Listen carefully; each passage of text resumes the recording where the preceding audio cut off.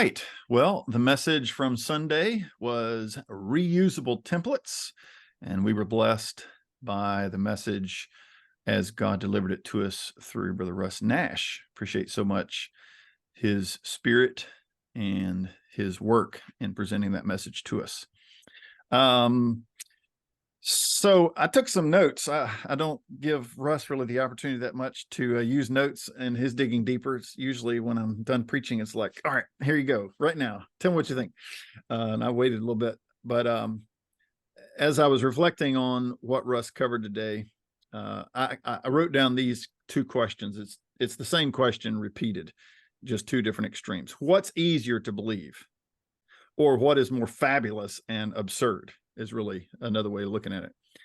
One, that an almighty creator made everything out of nothing and did it for a purpose, proposition one, or to believe that everything made itself out of something, who knows what, for no reason at all.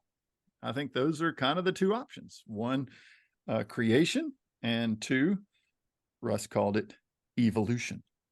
I love that.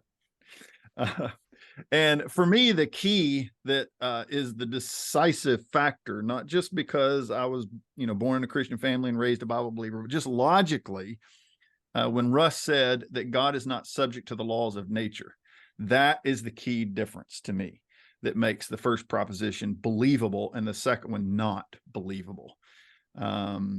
Even in the miracles that are recorded in the scriptures, it's God demonstrating that he is supernatural. He is not subject to the laws of nature, which he himself established. But things in nature are subject to the laws of nature. And so when the guy with the British voice in the video that Russ showed said, understandably, this or that happened, I'm like, what do you mean understandably?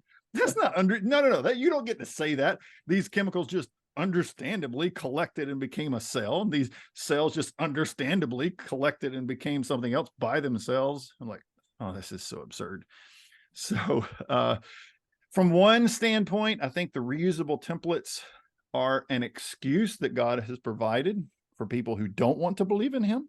That's just my opinion. And so they come up with these ideas of evolution. They see similarities between, these primates and so on and so forth. And so they believe in evolution.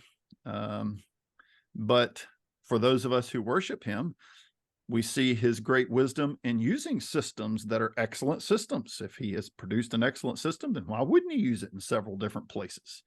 So that's kind of my perspective on that. What did you think, Jason? I thought the same thing about the understandably. I was like, I sat there and shook my head at the same time. I was like, how, that's not, it just started growing bones. That doesn't make any sense. It's not understandable in any way. Yeah. But and I think it just shows God's wisdom, though. I mean, yes, it does. Like Russ said, it makes you make a choice.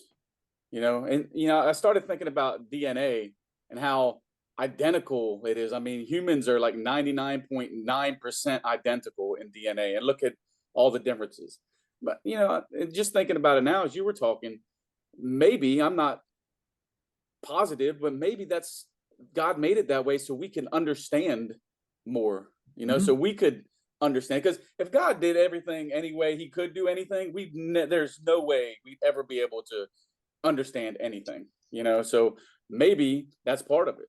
I don't know for sure. The Bible doesn't say that, but I just thinking about trying to figure out a brain, you think what Luke Stevens going through and all the stuff that, Cody's learning through this thing. And, it's just trying to figure it all out. And if we were made so different, and that he didn't reuse things over and over again, then where would we be in the knowledge of the human, or the knowledge of the genome or genus or whatever it is, but with the animals and the plants, and putting it into categories certainly helps us to figure it out, and then in turn figure God out. But at the same time, we can turn it as humans, we can turn that, and we can go off to evolution and say, well, this came from this and this came from that, and with no proof whatsoever, no scientific backing, just some theory that some guy had. God's wise, and we are not. In like the Charles, he said about Charles Darwin, He was made a fool. He is being made. If he hasn't been yet, he will be. Yeah. When it all comes, when Jesus returns and we're all done with everything, and life is over, the world's over, they're all going to know, and they're all going to know that they were wrong, and and then they're going to definitely look like fools. And so I've God's never thought wisdom. about I never thought about that, Jason. You couldn't put a pig valve in a human heart if there weren't enough similarities to make it work. Yeah, amen. That's just God's grace. And you know what, Russ? I loved your illustration with the box of parts, but of course, those parts have to shake themselves. You can't have an outside force shaking them. That's the way evolution works. It has to shake itself. It has to explode on its own. There we go.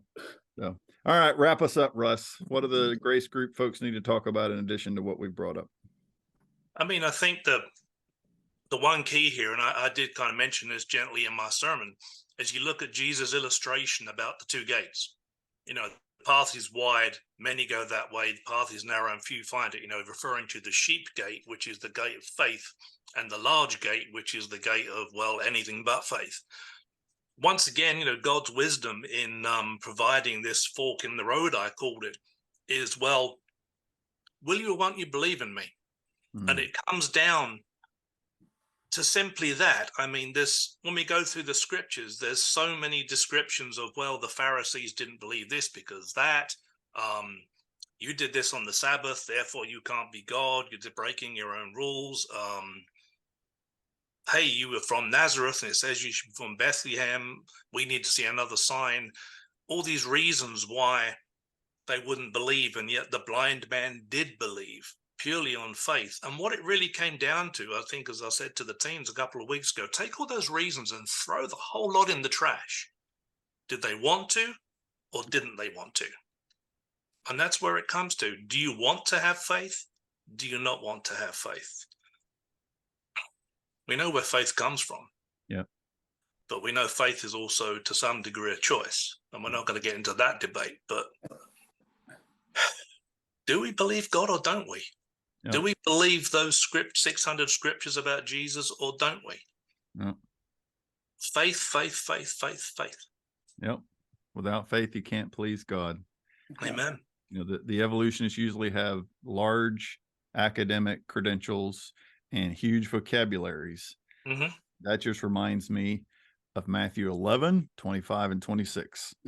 Jesus answered and said in prayer, I thank you, O Father, Lord of heaven and earth, because you have hid these things from the wise and prudent, and you've revealed them unto babes. Even so, Father, for so it seemed good in your sight. So I don't believe in creation because I'm smarter. It's because the Father has reached down and said, here, buddy, I'll show you. And I'm so thankful that he did. He alone is worthy of worship. Amen. Amen. Well, to our Grace Group folks, make sure you come to church this coming Sunday as Jason will be preaching on divine engineering. I look forward to hearing what he has to say. Thanks, guys. Thank you.